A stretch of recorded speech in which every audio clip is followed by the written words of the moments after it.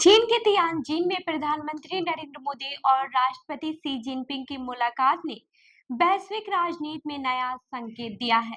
Shanghai सहयोग संगठन यानी कि एससीओ सम्मेलन की मंच से दुनिया को यह संदेश गया है कि भारत केवल अमेरिका पर निर्भर नहीं है, बल्कि उसके पास रूस और चीन जैसे विकल्प भी मौजूद हैं। यह मुलाकात ऐसे समय में हुई है जब अमेरिका के टैरिफ वार और दबाव की नीतियों ने भारत को कूटनीतिक संतुलन साधने के लिए मजबूर किया है।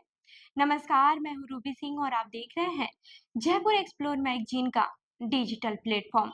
आपको बता दें कि पिछले साल कजान की तुलना में इस बार मोदी और शी जिनपिंग की मुलाकात कहीं ज्यादा गर्मजोशी भरी रही। साझा बयान में भारत और चीन को प्रतिद्वंदी नहीं बल्कि विकास में भागीदार बताया गया। दोनों नेताओं ने जोश देकर कहा कि मतभेदों को विवाद में नहीं बदलना चाहिए।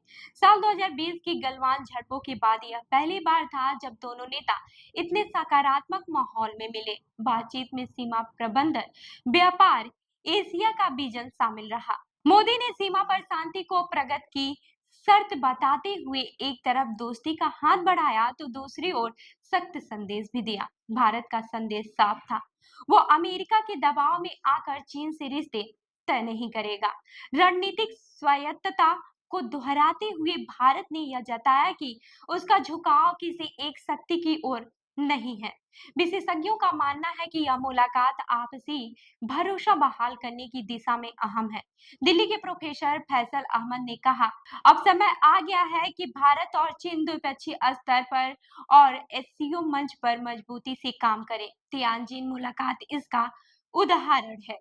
आर्थिक मोर्चे पर बातचीत उम्मीद जगाने वाली रही है। व्यापार घाटा कम करने और सहयोग बढ़ाने पर सहमत बनी। हालांकि ठोस नीतियों का ऐलान नहीं हुआ, लेकिन ये राजनीतिक संदेश जरूर गया है कि भारत कारोबार के लिए तैयार है, बशर्ते उसकी चिंताओं का ध्यान रखा जाए।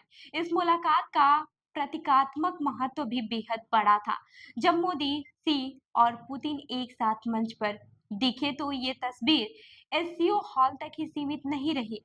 ये संकेत था कि अमेरिका के टैरिफ दबाव के बावजूद भारत के पास वैकल्पिक साझेदार हैं। विश्लेषकों का मानना है कि भारत का रूस की ओर झुकाव रोमांस नहीं बल्कि जरूरत है। रूस से सस्ता तेल खरीदकर भारत ने महंगाई को नियंत्रित किया है। हालांकि रूस की कमजोर होती स्थिति और यूक्रेन युद्ध की चुनौतियां भविष्य में मुश्किलें पैदा कर सकती हैं। भारत के लिए ये बैठक एक बड़ा संदेश भी रही। अमेरिका ही दुनिया का इकलौता विकल्प नहीं है।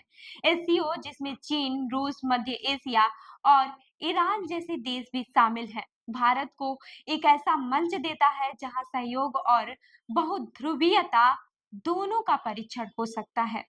पूर्व विदेश सचिव कमल सिब्बल के शब्दों में, मोदी की चीन यात्रा रणनीतिक बदलाव नहीं बल्कि कूटनीतिक संतुलन बनाने की कोशिश है। मोदी और शी की मुलाकात ने साबित कर दिया है कि भारत अपने हिसाब से चलने की रणनीति पर डटा हुआ है।